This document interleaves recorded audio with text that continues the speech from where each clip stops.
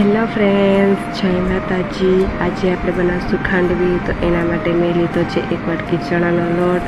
હવે આપણે એમાં નાખશું આદુ મરચાંની પેસ્ટ, હળદર, લાલ મરચું, ધાણા જીરું પાવડર, થોડીક હિંગ અને સ્વાદ અનુસાર મીઠું નાખશું આપણે। પછી આપણે લઈશું 1 વાટકી છાશ।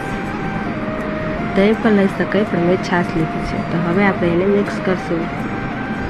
મિક્સ થઈ જાય એટલે એક ગળણી લેશું અને એમાં આપણે ગાળી લેશું। પછી આપણે સ્લો ગેસમાંથી ધીમા આંચે પકવવાનું અને સતત હલાવતા જ રહેવાનું જ્યાં સુધી ખાંડવી એકદમ ઓલી તૈયાર ન થાય ત્યાં સુધી। ગાંઠો કંઈ ન પડવો જોઈએ ત્યાં સુધી આપણે એને હલાવતા જ રહેવાનું। પછી આપણે એક થાળી લેશું અને એમાં આપણે એને પાથરી લેશું।